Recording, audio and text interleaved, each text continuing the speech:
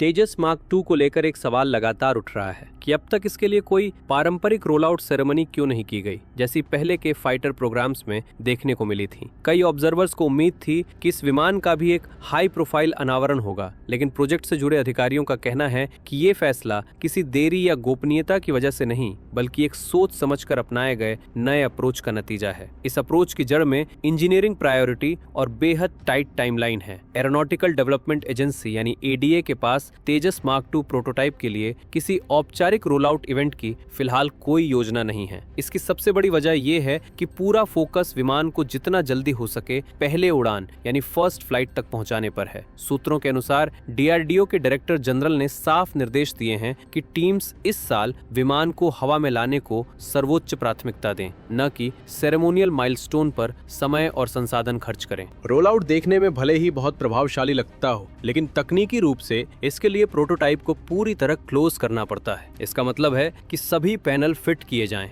External shape final दिखाई दे और कुछ समय के लिए बिल्डअप और इंटीग्रेशन एक्टिविटीज को रोका जाए। इंजीनियर्स के मुताबिक इस स्टेज पर ऐसा करना चल रहे महत्वपूर्ण कामों में अनावश्यक रुकावट पैदा करता है। तेजस मार्क 2 जैसे कॉम्प्लेक्स कॉम्बैट एयरक्राफ्ट में हर दिन का महत्व होता है और किसी भी तरह का ब्रेक शेड्यूल पर असर डाल सकता है। तेजस प्रोग्राम के पहले के फेज से अलग मार्क 2 को एक पैरेलल अप्रोच के तहत असेंबल और रिफाइन किया जा रहा है। ग्राउंड टेस्टिंग, सब सिस्टम इंटीग्रेशन और स्ट्रक्चरल वर्क एक साथ चल रहे हैं। Wiring harness, avionics fitment, structural checks और सिस्टम वैलिडेशन ओवरलैपिंग साइकिल्स में हो रहे हैं। अगर रोल आउट के लिए कॉन्फ़िगरेशन को फ्रीज किया जाता है तो इन सभी गतिविधियों को अस्थायी रूप से रोकना पड़ेगा, सिर्फ इसलिए कि विमान बाहर से पूरी तरह तैयार दिखे। इसके बाद दोबारा पैनल खोलकर काम शुरू करना पड़ेगा, जिसे इंजीनियर्स समय की बर्बादी मानते हैं। इसके पीछे सोच में भी एक बदलाव दिखाई देता है। रोल आउट सेरेमनी मुख्य रूप से पब्लिक कम्युनिकेशन और मनोबल बढ़ाने के लिए होती है, लेकिन तकनीकी नजरिए से वो फर्स्ट फ्लाइट की तैयारी को आगे नहीं बढ़ाती। इस समय असली काम है क्रिटिकल सिस्टम्स को क्लोज करना, सॉफ्टवेयर को वैलिडेट करना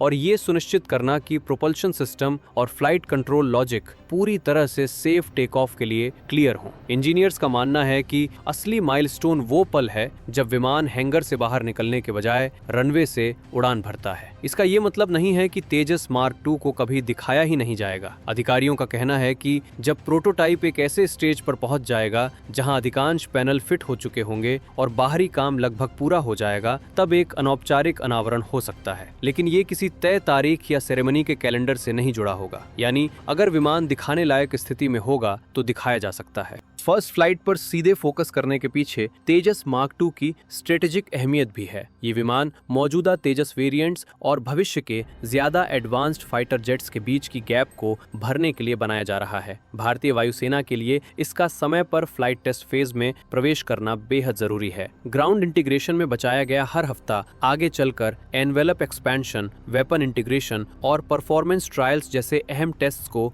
जल्दी शुरू करने में मदद कर सकता है। औपचारिक रोल आउट को स्किप करके एडीए ये संकेत दे रही है कि ऑप्टिक्स से ज्यादा अहमियत इंजीनियरिंग प्रोग्रेस को दी जा रही है। आधुनिक एयरक्राफ्ट डेवलपमेंट में, खासकर फाइटर प्लेटफॉर्म्स के मामले में, प्रोग्राम्स कई बार इस बात पर साल जीत या हार जाते हैं कि प्री फ्लाइट वर्क को कितनी कुशलता से मैनेज किया गया। गैर जरूरी रुकावटों को कम करना लंबे समय में बड़ा फर्क पैदा कर सकता है। इस संदर्भ में तेजस मार्क 2 का शांत लेकिन लगातार आगे बढ़ना किसी ठहराव का संकेत नहीं है, बल्कि एक स्पष्ट अर्जेंसी को दर्शाता है। विमान को बनाया जा रहा है, टेस्ट किया जा रहा है और लगातार सुधारा जा रहा है, सिर्फ एक लक्ष्य के साथ, उसे सुरक्षित रूप से हवा में लाना। जब वो पल आएगा तो वो किसी भी रोल आउट सेरेमनी से कहीं ज्यादा महत्वपूर्ण और निर्णायक होगा, क्योंकि वही असली शुरुआत होगी।